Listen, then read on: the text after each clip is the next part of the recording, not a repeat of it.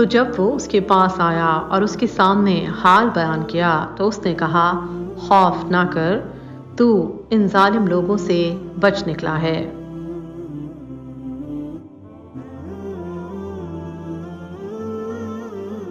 حضرت موسیٰ علیہ السلام اٹھ کر اس لڑکی کے والد کے پاس جانے کے لیے چل پڑے، لیکن نہایت شرم و حیا کی وجہ سے اس لڑکی کو اپنے پیچھے چلنے کو کہا اور کہا کہ مجھے پیچھے سے ہی رستہ بتلاتی جاؤ۔ پھر جب گھر پہنچے تو ان کے بزرگ نے خوش آمدید کہا، خوب آؤ بھگت کی، سب سے پہلے کھانا کھلایا۔ جب اطمینان ہوا تو احوال دریافت کیا کہ کون ہو، کدھر سے چلے آ رہے ہو اور کہاں جانے کا ارادہ رکھتے ہو۔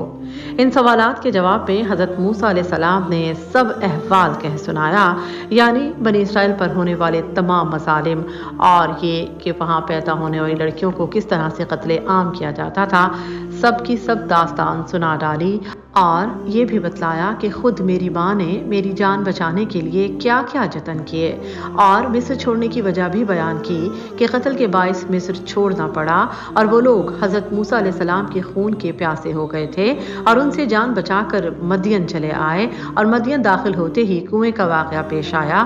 یہ سب بات سن کر ان کے بزرگ نے کہا، سورہ القصص میں ارشاد ہے،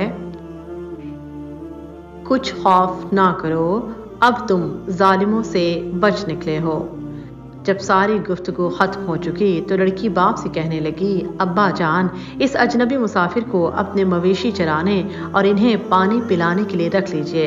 اسی بارے میں قرآن کریم کی سورہ القصص میں ارشاد ہے، یعنی دونوں میں سے ایک نے کہا، اے میرے باپ، اسے اجرت پر رکھ لے، کیونکہ سب سے بہتر شخص جسے تو اجرت پر رکھے طاقتور امانت دار ہی ہے۔ مفسرین کا کہنا ہے کہ باپ نے پوچھا کہ تمہیں ان باتوں کا علم کیسے ہوا؟ تفسیر طبری میں اس کا جواب یہ لکھا ہے کہ وہ بولی، موسیٰ کی قوت کا اندازہ پانی کا ڈول نکالتے ہوئے کیا کہ اتنا بڑا ڈول انہوں نے تنہا کھینچ کر نکالا، اور امانت کا اندازہ اس بات سے کیا کہ جب میں پیغام دینے موسیٰ کے قریب گئی تو انہوں نے بھانپ لیا کہ میں عورت ہوں اور سر جھکا لیا، اور یہ کہ میری ساری گفتگو میں موسیٰ نے مجھے نگاہ اٹھا کر نہ دیکھا، اور پھر یہ کہ موسیٰ میرے پیچھے نہیں چلا بلکہ مجھے اپنے پیچھے لے کر چلتا رہا، اور میں پیچھے سے رستہ بتلاتی رہی، اور ایسا ایک امانت دار آدمی ہی کر سکتا ہے۔ والد بیٹی کی باتوں سے بے حد مسرور ہوا اور سمجھ گیا کہ موسیٰ ویسے ہی ہیں جیسا یہ بتلا رہی ہے۔ پھر والد نے موسیٰ علیہ السلام سے پوچھا، قرآن کریم کی سورہ القصص میں ارشاد ہے، اس نے کہا، بے شک میں چاہتا ہوں کہ اپنی ان دو بیٹیوں میں سے ایک کا نکاح تجھ سے کر دوں، اس شرط پر کہ تو 8 سال میری مزدوری کرے گا، اور ساتھ ہی یہ بھی کہا کہ اگر اس مدت کو بڑھا کر 10 سال کر دو تو زیادہ بہتر ہے۔ حضرت موسیٰ علیہ السلام نے اس شرط پر یہ پیشکش منظور کر لی کہ آپ علیہ السلام کو دونوں میں جس کو چاہیں گے پورا کرنے کا اختیار ہوگا۔ اسی بارے میں مزید ارشاد ہے، پھر اگر تو 10 پورے کر دے تو وہ تیری طرف سے ہے، اور میں نہیں چاہتا کہ تجھ پر مشقت ڈالوں۔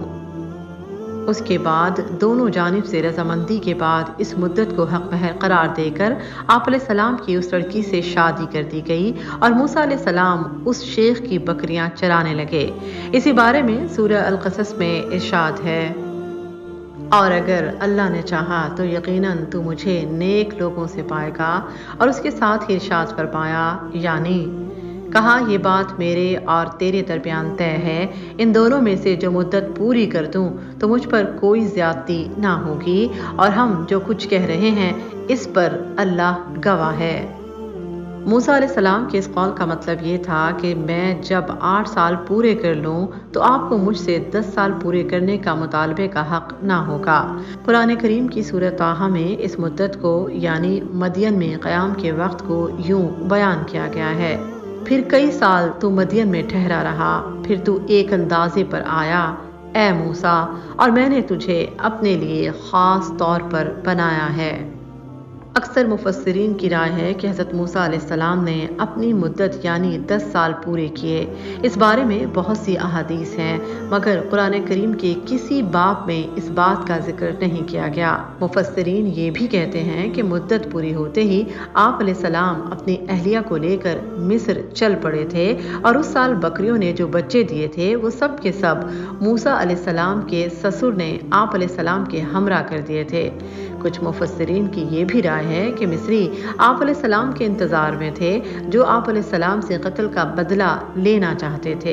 اس بات کو سورہ القصص میں یوں بیان کیا گیا ہے، کہا اے میرے رب، بے شک میں نے ان میں سے ایک شخص کو قتل کیا ہے، اس لیے ڈرتا ہوں کہ وہ مجھے قتل کر دیں گے۔ اسی بات کو مزید سورہ شعراء میں بیان کیا گیا ہے، اور ان کا میرے ذمے ایک گناہ ہے، پس میں ڈرتا ہوں کہ وہ مجھے قتل کر دیں گے۔ قرآن کریم کا یہ اسلوب بتلاتا ہے کہ آپ علیہ السلام مصر کے لیے روانہ ہوئے تھے، کیونکہ قتل والے معاملے کی وجہ سے ابھی تک موسیٰ علیہ السلام کا مصر میں داخل ہونے کا حوصلہ نہ تھا۔ تورات کا یہ بیان ہے کہ موسیٰ علیہ السلام مصر میں اللہ کے حکم سے داخل ہوئے تاکہ بنی اسرائیل کو فرعون کے مظالم سے نجات دلائیں۔ تورات کے مطابق اس وقت حضرت موسیٰ علیہ السلام کی عمر 80 سال تھی، پھر میدان طیہ سے جب نکلے تو عمر 120 سال تھی، اور ارض مقدسہ میں داخل ہونے سے پہلے ہی داعی اجل کو لبیک کہہ دیا تھا۔ اکثر مفسرین جو اس بات کے قائل ہیں کہ آپ علیہ السلام مدت اقامت پوری ہونے کے بعد ہی گھر والوں کو لے کر چل پڑے تھے۔ اسی بارے میں سورہ القصص میں ارشاد ہے، جب موسیٰ نے مدت پوری کر دی اور اپنے اہل و عیال کو لے کر چلا تو طور کی جانب سے اس کو ایک آگ نظر آئی۔ تفسیر طبری میں یہ ہے کہ جس رات رب تعالیٰ نے آپ علیہ السلام کو منصب نبوت کی عزت اور شرافت اور ہم کلامی کے شرف سے نوازنے کا ارادہ فرمایا، تو آپ علیہ السلام بکریاں چراتے چراتے سیدھی راہ سے بہک گئے، اور اس وقت موسیٰ علیہ السلام کو کچھ معلوم نہ تھا کہ کہاں جانا ہے یا کدھر رکنا ہے۔ آگے رات کے سرد ہونے، آگ نہ ہونے، چکماک کے کام نہ کرنے، دور سے آگ دکھائی دینے، بیوی کو ٹھہر کر آگ کی طرف جانے، اور آگ کے ایک بیل دار درخت سے نکلنے اور نہ خود بجھنے اور نہ ہی درخت کو جلانے کا ذکر موجود ہے۔ اب ہوتا یہ ہے کہ موسیٰ علیہ السلام آگ لینے آگے بڑھتے تو آگ پیچھے ہٹ جاتی، پیچھے ہٹتے تو آگ آگے بڑھتی۔ یہ انوکھا منظر دیکھ کر موسیٰ علیہ السلام ڈر گئے اور لوٹنے کا ارادہ کر لیا۔ تب آگ آپ علیہ السلام کے قریب ہوئی، اور اس میں سے ایک آواز نے موسیٰ علیہ السلام کو پکارا۔ آواز سن کر آپ علیہ السلام کی گھبراہٹ کچھ دور ہوئی۔ تب اللہ نے اس آگ سے پکارا۔ سورہ طٰہٰ میں ارشاد ہے، وہاں پہنچا تو پکارا گیا، اے موسیٰ، میں ہی تیرا رب ہوں، جوتیاں اتار دے، تو وادی مقدس طویٰ میں ہے۔ یہ سنتے ہی موسیٰ علیہ السلام نے جوتیاں اتار دی۔ پھر اللہ تعالیٰ نے فرمایا، مزید سورہ طٰہٰ میں ارشاد ہے، یعنی اے موسیٰ، یہ تیرے ہاتھ میں کیا ہے؟ یہ سن کر موسیٰ علیہ السلام بولے، یہ میری لاٹھی ہے، اس پر ٹیک لگا کر چلتا ہوں، اس سے اپنی بکریوں کے پتے جھاڑتا ہوں، اور بھی بہت سے کام ہیں جو اس سے لیتا ہوں۔ یہ سنتے ہی ارشاد ہوا، قرآن کریم کی سورہ طٰہٰ میں ہے، پھینک دے اس کو موسیٰ۔ اس نے پھینک دیا، اور یکایک وہ ایک سانپ تھی جو دوڑ رہا تھا۔ موسیٰ علیہ السلام کی لاٹھی دوشانہ تھی، وہ دوشانہ اب اژدہے کا منہ بن گیا، اور اس کا خمدار ڈنڈا اس کا لہراتا بلکھاتا بالوں والا بدن بن گیا، جس کی 2 کچلیاں بھی تھیں۔ غرض جیسا اللہ نے چاہا ویسا اژدہا بن گیا۔ ایسا دہشت ناک منظر آپ علیہ السلام نے پہلے کبھی نہ دیکھا تھا، اس لیے گھبرا گئے۔ اس منظر کو سورہ القصص میں یوں بیان کیا گیا ہے، وہ پیٹھ پھیر کر بھاگا اور اس نے مڑ کر بھی نہ دیکھا۔ اللہ تعالیٰ نے پکار کر فرمایا، جیسا کہ ارشاد ہے، اے موسیٰ، پلٹ آ اور خوف نہ کر، ہم اسے پھر ویسا ہی کر دیں گے جیسی یہ تھی۔ پھر ارشاد ہوا، پکڑ لے اس کو اور ڈر نہیں۔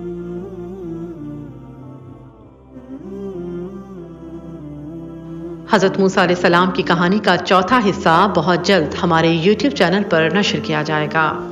اگر آپ کو ہماری ویڈیو اچھی لگی تو لائک کریں اور اپنے دوستوں کے ساتھ شیئر کریں تاکہ ہم ایسی ویڈیوز آگے بھی بناتے رہیں۔ ایسی مزید ویڈیوز دیکھنے کے لیے ہمارا چینل سبسکرائب کریں، بیل آئیکن کو لازمی پریس کریں۔ شکریہ۔